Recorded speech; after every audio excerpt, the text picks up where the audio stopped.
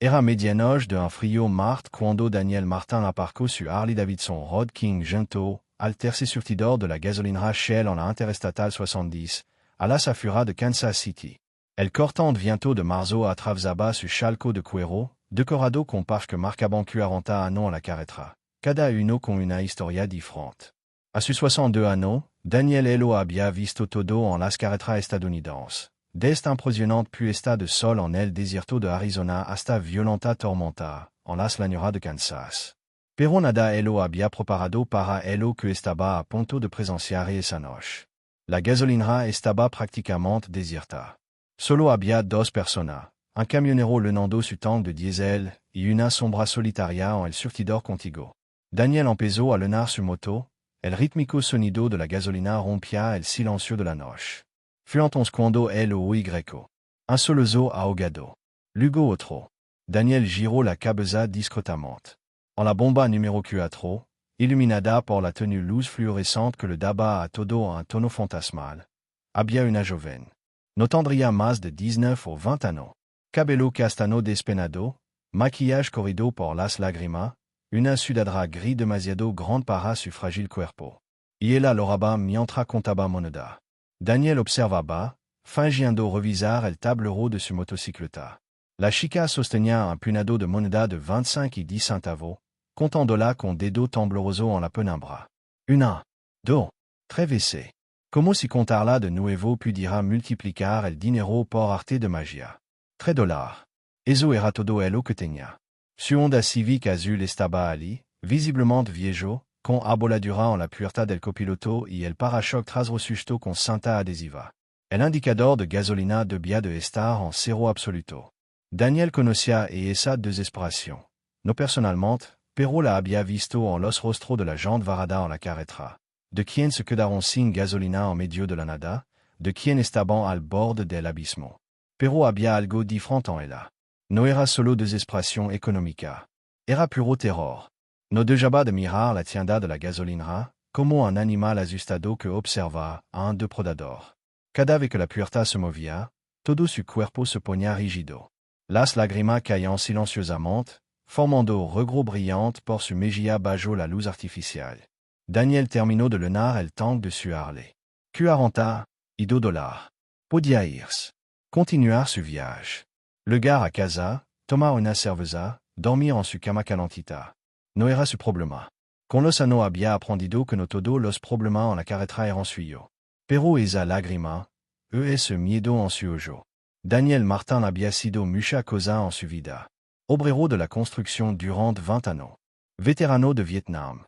Président d'un club de motociclistas. Padre de dos hijas adultas.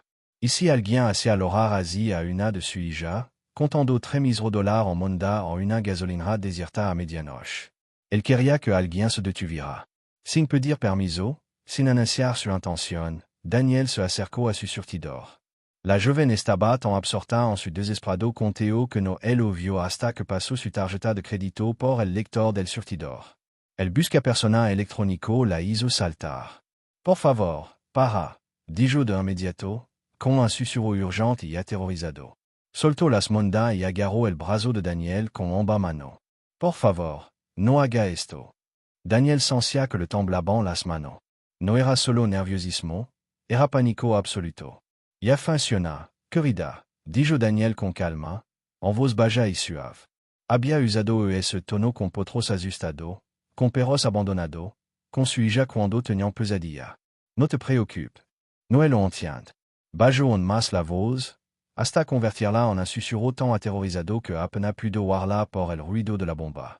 Se acercó, con los ojos muy abiertos fijo en la puerta de la tienda. Mi novio está dentro comprando cigarrillo. Si sal y te veo ayudando, pensará que yo te pedí que hiciera esto. Un escalofrío recorrió la espalda de Daniel. La forma en que dijo novio no era con amor ni afecto, sino con absoluto miedo. ¿Y qué pasaría si pensara eso? Preguntó Daniel, aunque ya sabía la respuesta. Me va a hacer daño, susurró, casi inaudible. Va a decir que soy una zorra, que le pido favor a otro hombre, que intentó avergonzarlo. Cuanto suel dejarte advertir, interrumpió Daniel con suavidad. Miró las monedas esparcidas por el suelo, donde la sabia de jado caer. Que se puede comprar con esta moneda? 1-2 litros. Lo justo para le gar a casa. Donde está el hogar? A 40 metros de aquí. Se le quebró la voz. Solo me deja echar gasolina para hier y volver del trabajo. No camas.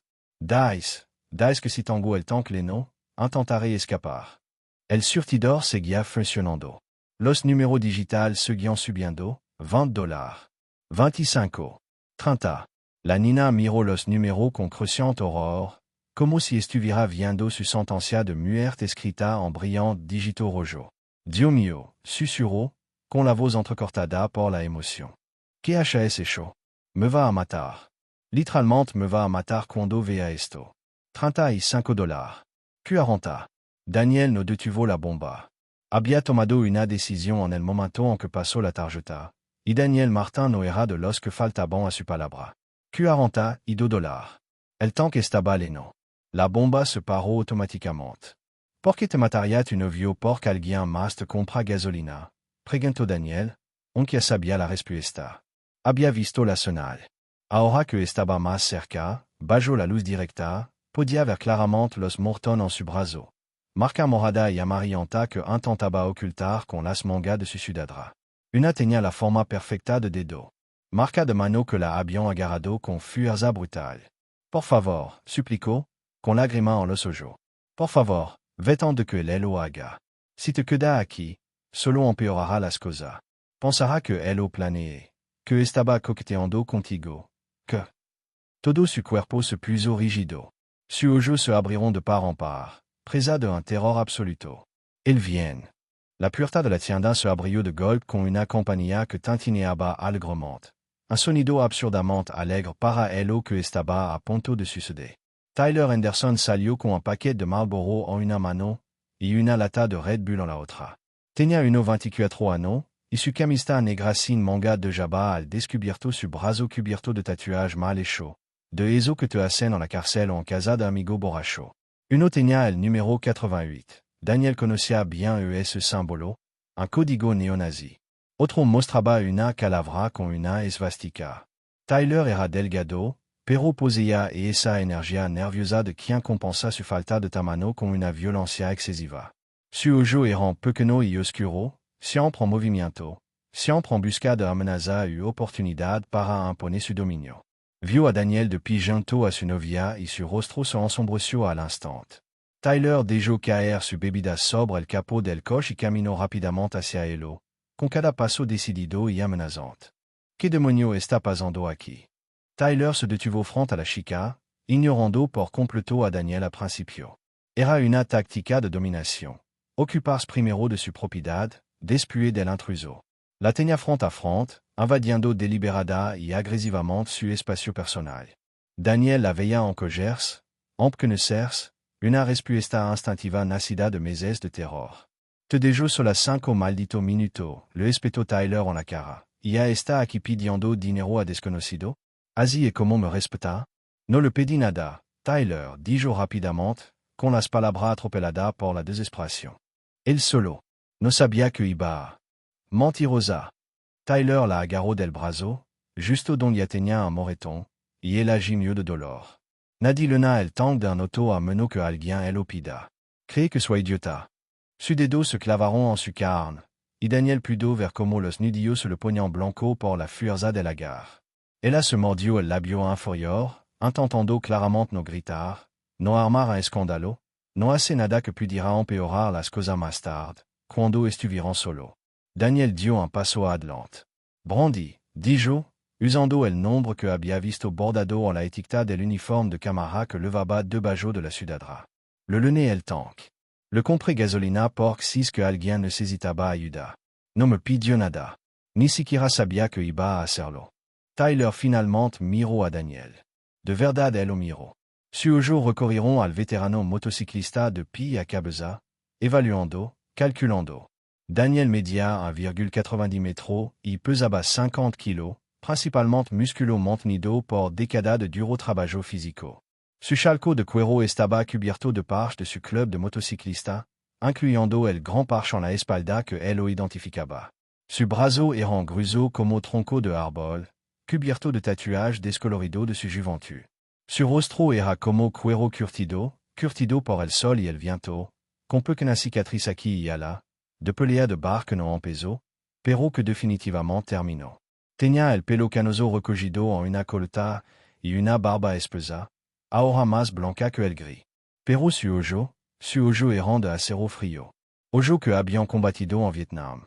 Ojo que no pestañeaban entre los jóvenes peints con algo que demostrar. Tyler soltó el brazo de Brandy, pero tenía la cara roja de ira. Ocupa de tu acento, viejo, dijo, intentando sonar duro, pero Daniel percibió una ligeira incertidumbre en su voz. Tyler era un abusador, y los abusadores son cobardes de corazón. Eligen víctimas que no pueden defenderse. Suba al coche, Brandy, ordenó Tyler, sin apartar la vista de Daniel. Ahora. Daniel se movió con naturalidad, pero con estrategia, interponiéndose entre Tyler y la puerta del conductor del Honda. No fue agresivo, solo un cambio de posición. Pero el significado era claro. Sab, dijo Daniel conversacionalmente, no creo que ella quiera ir contigo. Habla en serio. Tyler soltó una risa breve y sin humor. Brandy, dile a ese viejo que quiere venir conmigo. Díselo ahora mismo. Silencio. El viento frío soplaba entre l'eau, haciendo crujir suavemente el chalco de Daniel. Un coche pasó por la interestatal, su luz trasera desapareciendo en la distancia. El camionero había terminado de repostar y se alejaba, probablemente sin querer involucrarse. Daniel miró a Brandy por encima del hombro. Estaba acurrucada, temblando, en parte por el frío, en parte por el miedo.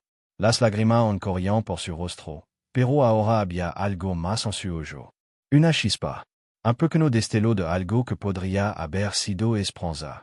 Brandy, dijo Daniel con dulzura, con voz tranquila y firme. ¿Te sientes segura con él? ¿En serio? ¿Quieres subirte a ese coche con ese hombre? Está bien, gritó Tyler. Es mi novia. Claro que quiere venir conmigo. Pero Brandy no dijo nada. Solo lloró en silencio, abrazándose a sí misma, con todo su cuerpo temblando. Brandy, grunó Tyler, bajando la voz a un tono peligroso y amenazante que ella claramente conocía bien. Suba al coche ahora. Daniel dio otro paso adelante, colocándose más firmemente entre ellos. La chica no respondió a mi pregunta, dijo. Y no me moveré hasta que él lo haga. Tyler estaba perdiendo el control. Daniel lo veía, cómo apretaba y abría los puños, cómo apretaba la mandíbula, cómo miraba a Brandy y a Daniel, buscando una oportunidad, una debilidad. Brandy, repició Daniel, estaba con más dulzura. Se giró ligeramente para mirarla directamente a los ojos. ¿Quiere ir con él? ¿Es seguro que él lo haga? Durant un largo instante, nada.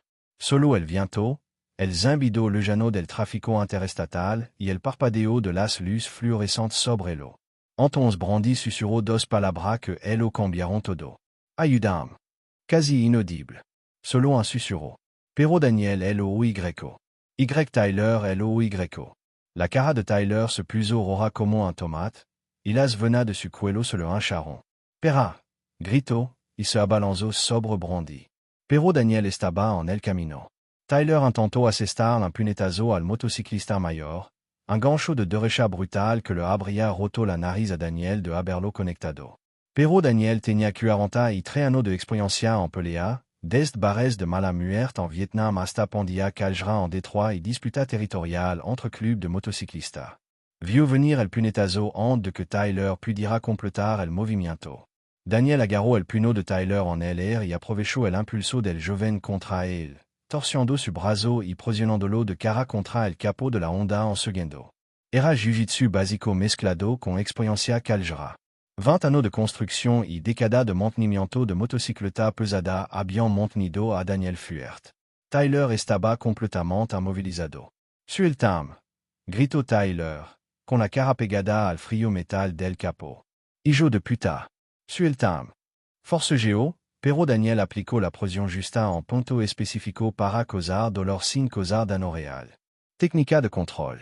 No intentaba lastimar al niño, solo neutralizarlo. Que alguien llama a la policía. Le gritó Tyler al cajero que observaba desde el escaparate. Ese psicópata me está atacando. Quiero que arrestan a ese viejo loco. Daniel mantuvo la calma, sustando a Tyler firmement. Grand Heidi, dijo Daniel con calma. La memo a la policia. Enseñemos los Morton en los brazos de tu novia. Expliquemos le por qué solo tien $3 para gasolina. Hablemos de contrôle coercitivo y violencia domestica. Tyler se quedó en silencio al instant. No sé de qué habla, murmuró, pero el pánico se notaba en su voz. Sirna. Al principio distant, pero acercándose rapidamente. Luces rojas y azules aparecieron en la carretera. El empleado de la tienda efectivamente había llamado a la policía. Dos vehículos del departamento de policía de Kansas City entraron en la gasolinera, posicionándose estratégicamente. Cuatro agentes descendieron, con las manos cerca de su fenda, acercándose con cautela. Era medianoche en una gasolinera con un hombre acorralado contra un coche. No sabían a qué se enfrentaban.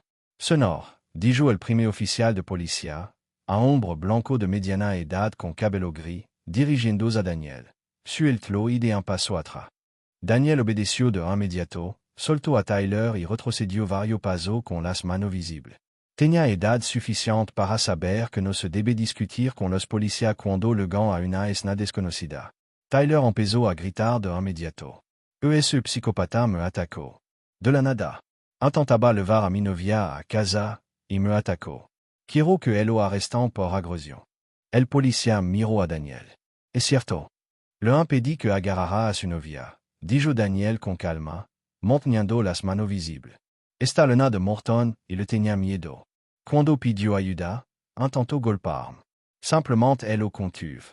La segunda policía, una mujer afroamericana de 1,30 años con el nombre Johnson en su etiqueta, se acercó a Brandy, que se había alejado y estaba sentada en la acera, abrazando su rodilla contra su pecho.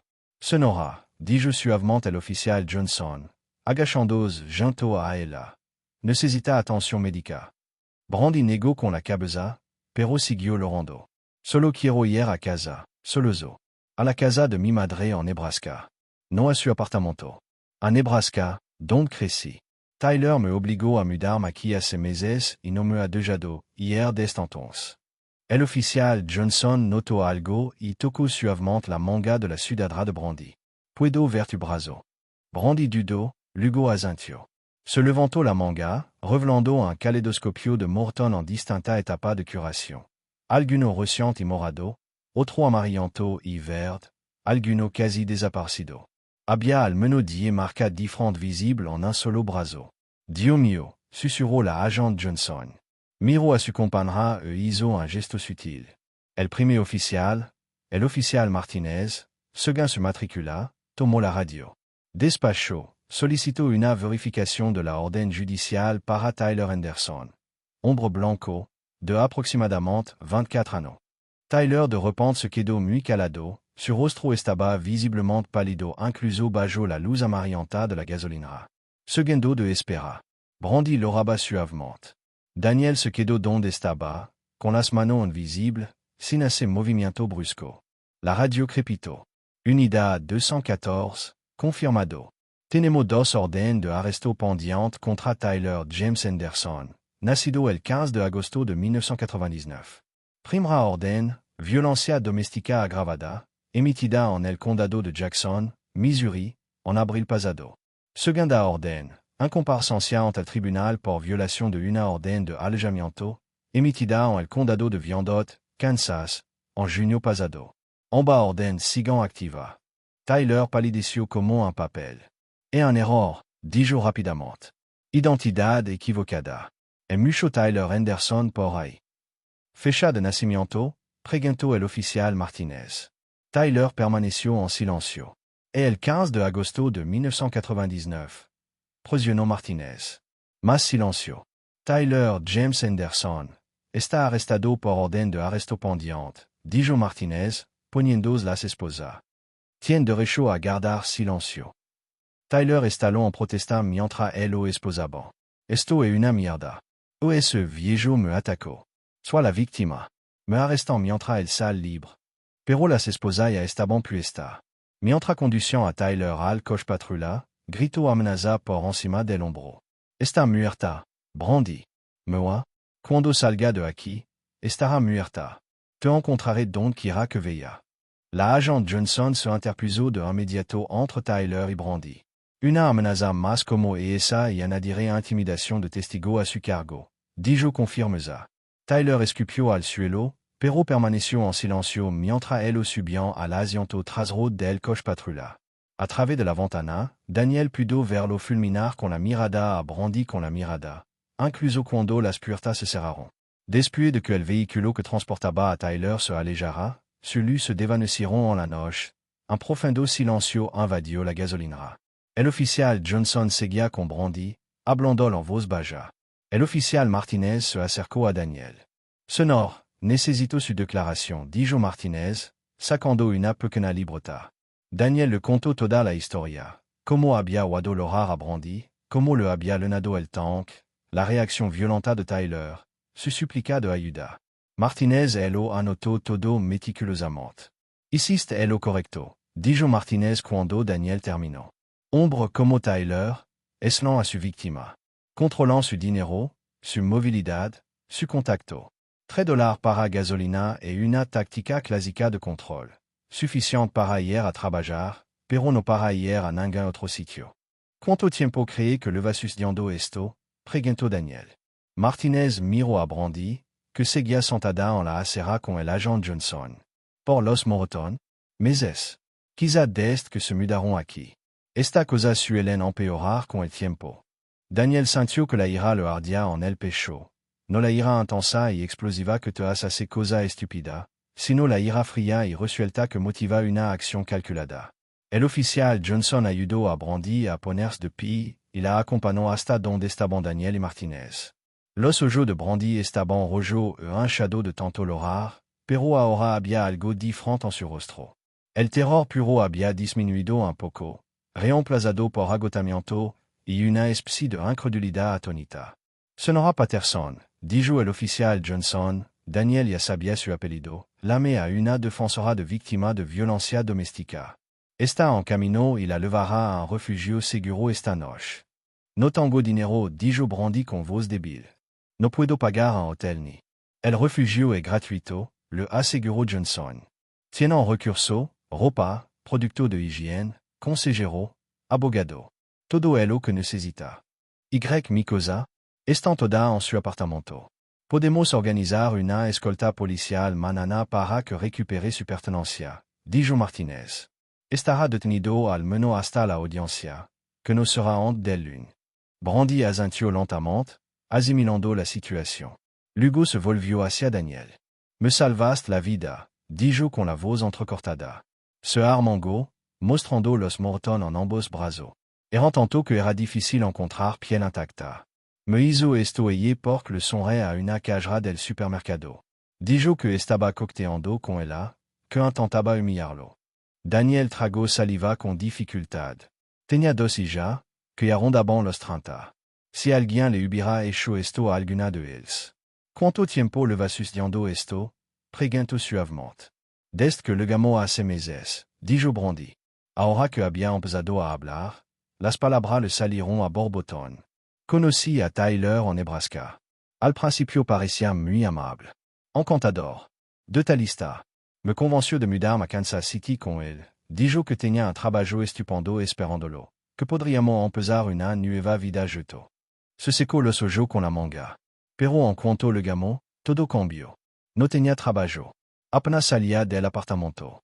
Empezó a beber mucho. Tenía celos de todo. De mi compañero de trabajo, del repartidor de pizza, incluso de las llamadas de mi madre. Cuando empezó la violencia, preguntó el oficial Johnson en voz baja. En el segundo mes, susurró Brandy. Dije que quería visitar a mi madre el fin de semana. Dijo que intentaba abandonarlo. Me empujó contra la pared. Dijo que si intentaba ir, me haría daño. Se estremeció al recordarlo. Después de eso, empeoró. Me quitaba todo el sueldo. Solo me daba esos $3 para la gasolina, justo lo suficiente para ir y volver del trabajo al restaurante. Revisaba el kilometraje de mi coche todos los días. Si me pasaba un kilómetro del límite, decía que iba a encontrarme con otro chico. Sacó su celular, preguntó Martinez. Lo rompió, dijo Brandy con amargura. Hasta meses. Dijo que no necesitaba un teléfono porque, de toda forma, solo hablaba con él. Intenté comprar otro con propina que había escondido, pero encontró el dinero y se tocó una cicatrice reciente en la sien. Me tiró contra el marco de la puerta. Daniel apretó los puños con tanta fuerza que le crujiron los nudillos. Los policías intercambiaron miradas sombrías. ¿Por qué no te fuiste? Preguntó Martínez, sin juzgarlo, sino con genuina curiosidad. ¿Adonde? Rió Brandy sin humor. Me robó todo el dinero. No tenía teléfono. No tenía tarjeta de crédito. Me obligó a cancelarla toda. No conocía a nadie más que a él. Y siempre decía que si intentaba irme, me encontraría. Que mataría a mi madre. Que quemaría su casa. Que él. Su voz se quebró. Le creí. Todavía le creo. Va a intentar encontrarte, preguntó Daniel. Si sale de la cárcel, sí, dijo Brandy con seguridad. Me encontrará. Está obsesionado. El oficial Johnson le puso una mano suave en el hombro a Brandy. Por eso necesita ir a un refugio esta noche. Tienen seguridad. Dirección confidencial. Y te ayudarán a conseguir una orden de alejamiento. Una orden de alejamiento es solo un papel, dijo Brandy con amargura. No él lo detendrá. No, admitió Johnson. Pero violarla él lo llevará de nuevo a prisión. Y con esta orden de arresto vigente, más un nuevo cargo de violencia doméstica, su fianza será alta. Muy alta. Podría pasar un buen tiempo allí. Un par de faros iluminaront la gasolinera al entrar otro vehículo. Una mujer de 1,50 años, con el pelo corto y canoso y un broche de arcoiries, salió de un Toyota Camry. Levaba una carpeta y una bolsa grande. Soit Karen Wilcox se presentó, estrechando la mano de todo. Soit defensora de víctimas en el centro de violencia doméstica de Kansas City. Tu debes ser Brandy.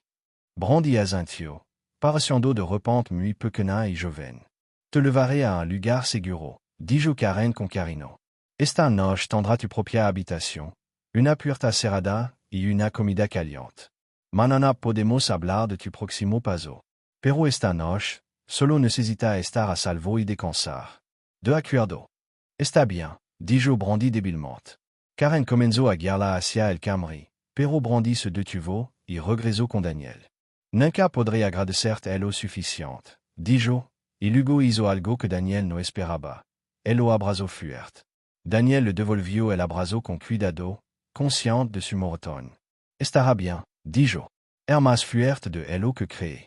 ¿Cómo puedo pagarte? Preguntó mientras se alejaba. Daniel pensó un momento, luego sacó su billetera y $300 en efectivo, todo lo que tenía.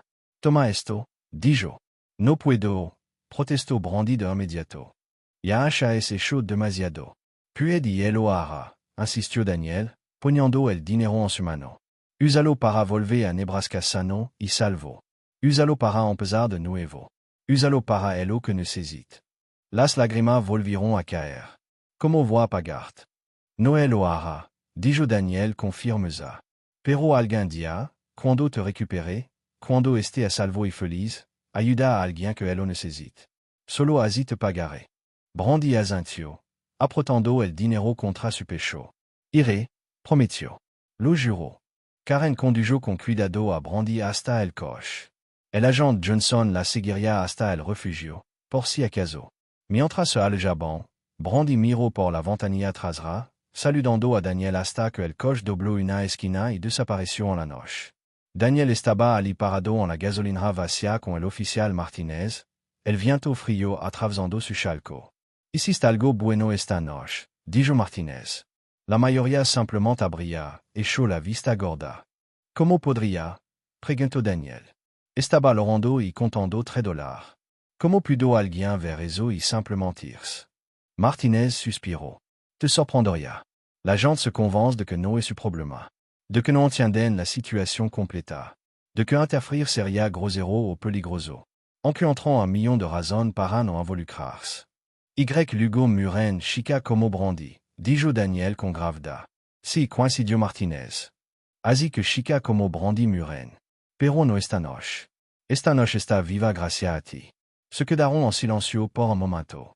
¿Qué va a pasar con Tyler? Preguntó Daniel. Esa orden? Lo van a extraditar a Missouri para enfrentar cargo de violencia doméstica allí, explicó Martínez. Y con un nuevo incident aquí, más amenaza a un testigo que no contó, más violación de la libertad condicional, se enfrenta à une condamnation considérable. Minimo 5 anneaux, possiblement 15 si encuentrant más information. Bien, dijo Daniel con sentimiento. Martinez le entregó a Daniel una tarjeta de presentación. Si necesita algo o si intenta contactarlo de alguna manera, la même de inmediato. Daniel guardó la tarjeta.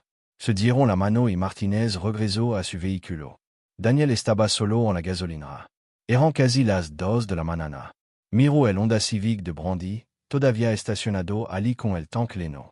Karen había dicho que volvería con Brandy mañana a recogerlo cuando recogiera su cosa del apartamento. 42 dollars en gasolina. Eso fut todo lo que costó salvar la vida a alguien. Daniel se montó en su Harley, arrancó el motor con un rugido profundo y satisfactorio y regresó a casa por las calles vacías de Kansas City, pensando en chica joven con morotón y Nino Pan que pensaban que poseer a alguien era lo mismo que amar a alguien. Al llegar a casa, no pudo dormir. Se sentó en el porstrasero con una cerveza, contemplando las estrellas, pensando en su propia vida.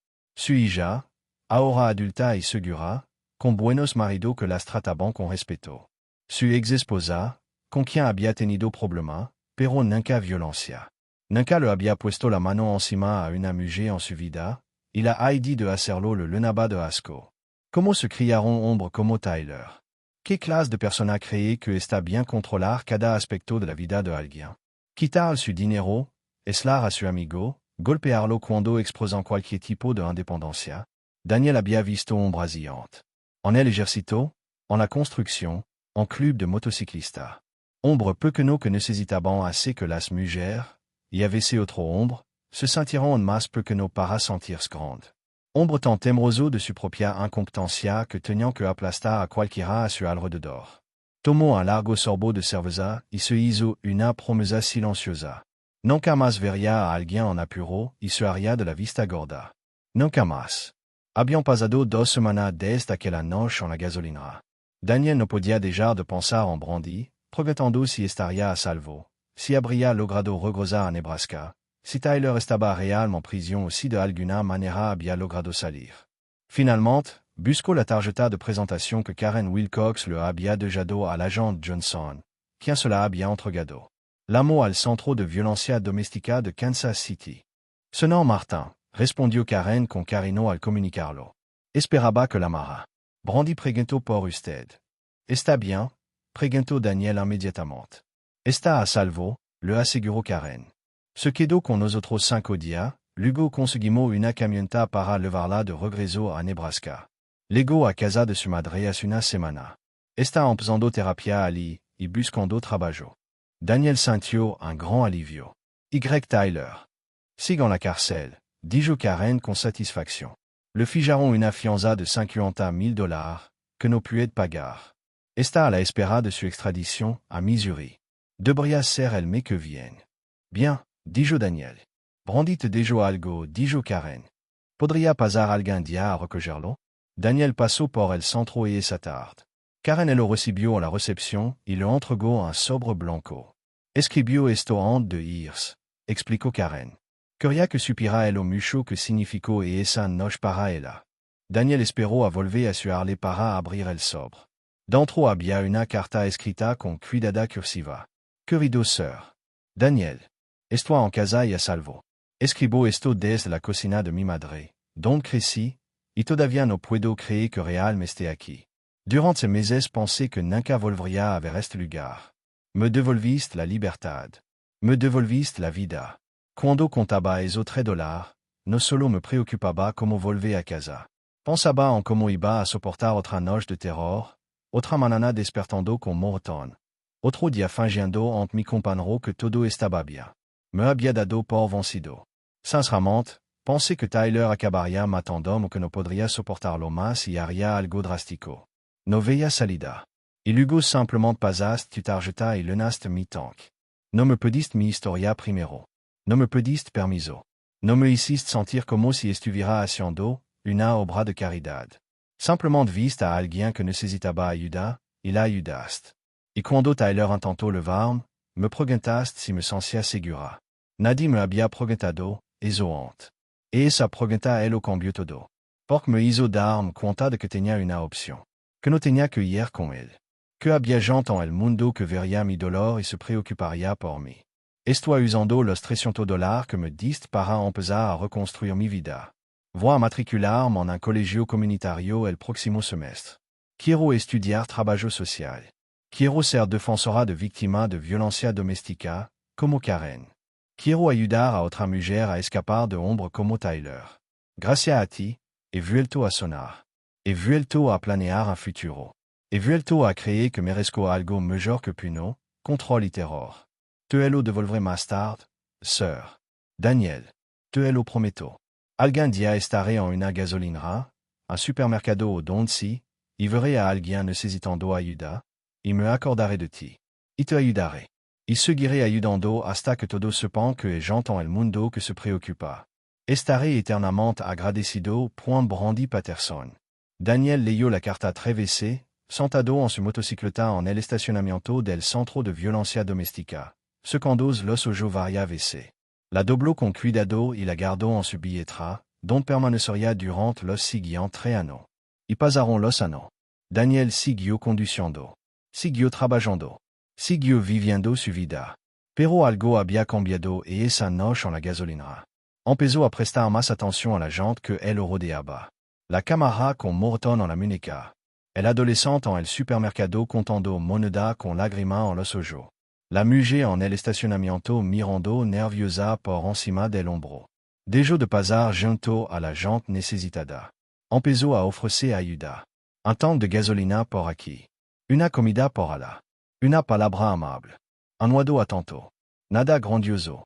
Pequeño gesto que a veces significaban todo. Y le contó la historia de Brandy a su compañero motociclista. A su familia. A cualquiera que quisiera escucharla. La historia de la chica que contó $3 y el tanque lleno de gasolina que le salvó la vida. 3 años después de aquella noche, un sábado de junio por la mañana, Daniel estaba en casa cuando sonó su correo electrónico.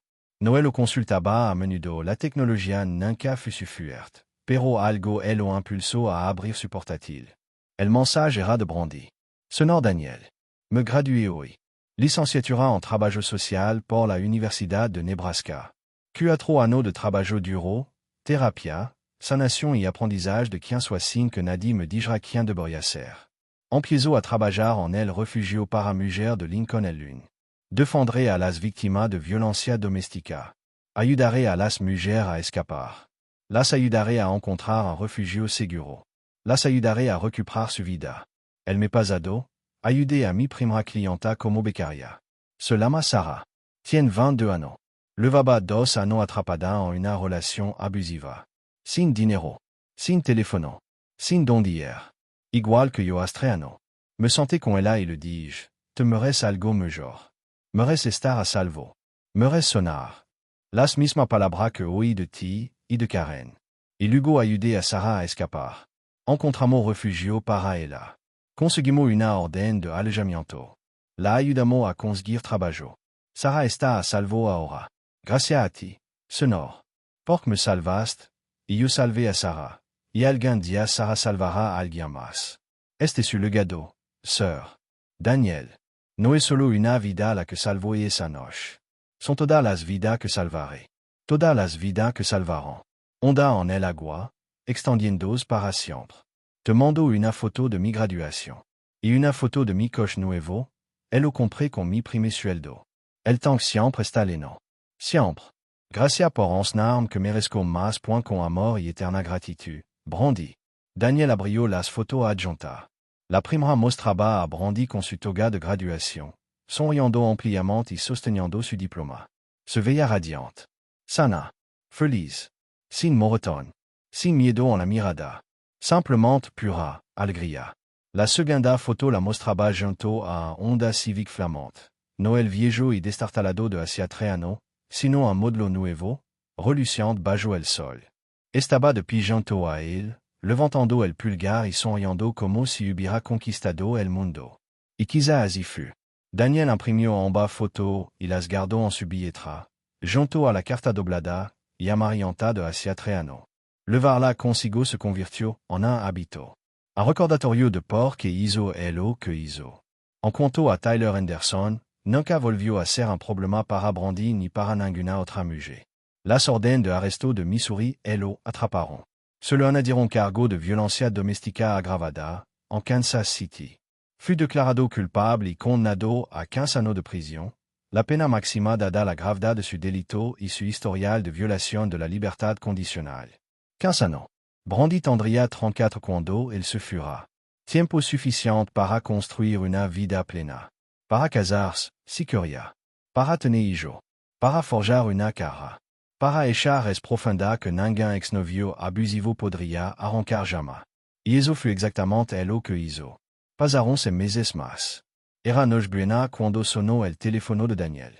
Un número desconocido de Nebraska. Hola, respondió. Sonó Daniel. Soy Brandi. Su voz sonaba más fuerte ahora. Más segura. Sin el menor temblor de miedo. Brandi. ¿Cómo está? Estoy muy bien, dijo, y él notó la sonrisa en su voz. Te l'amo por quería que él lo supiera. Me ayudé a mi décima clienta a escapar de una relación abusiva. 10 mujeres en 6 meses de trabajo. Alguna con hijo. Toda a salvo ahora. El pecho de Daniel se hinchó de orgullo. Increíble, Brandi. Hago lo que me dijiste, continuó. Lo estoy pagando por adelantado. Un tant que no a la vez. Una vía de escape a la vez. Está haciendo más de lo que yo hice jamais, dijo Daniel con sinceridad. No, dijo Brandi con firmeza. Hago exactamente lo mismo que tú. Ver a alguien que necesita ayuda y ayudar. No preguntar si es mi problema. Simplemente hacer lo correcto. Hablaron durante media hora más. Ella le contó sobre su trabajo, sobre las mujeres a las que ayudaba, sobre un buen chico con el que salía. Amable, sir. Daniel. Realmente amable. Me hace reír y nunca me da miedo. Cuando colgaron, Daniel se quedó mirando su teléfono durante un largo rato. Una vida. Había salvado una vida. Y esa vida estaba salvando otra.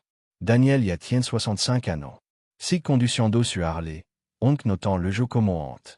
Sigue contando la historia de Brandi a cualquiera que quiera escucharlo.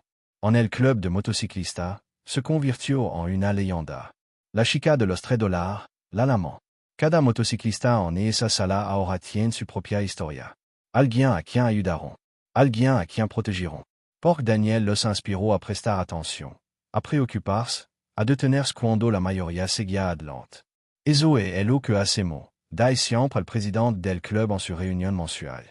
Protegemos a los vulnerables. Defendemos a quien no pueden defenderse. Detectamos los problemas y los detenemos. No es solo retórica. Es filosofía vivida. Organizan campanas de recaudación de fondos para refugios contra la violencia doméstica. Ofrecen acompañamiento a mujeres que necesitan recuperar su pertenencia de hogar peligroso. Impartan clases de defensa personal. Compran gasolina para desconocido, necesitado. Pequeño gesto. Gran impacto. Brandi ya tiene 25 años. Se casó con un buen chico, un profesor llamado Mike, que la trata como a una reina. Tienen una hija de 1 año llamada Hope. Brandi continúa trabajando como defensora. Ha ayudado a más de 70 mujeres a escapar de relaciones abusivas. 70 vida cambiada. 70 futuro rescatado. Todavía le escribe a Daniel un par de veces al año. Foto de Hope. Historia de cliente a los que ha ayudado. Novedad de su vida. Y siempre termina de la misma manera. Gracias por llenarme el tanque esa noche. Gracias por preguntarme si me sentía seguro. Gracias por enseñarme que merecía algo mejor. Todo lo bueno en mi vida empezó con eso 40 y $2 de gasolina.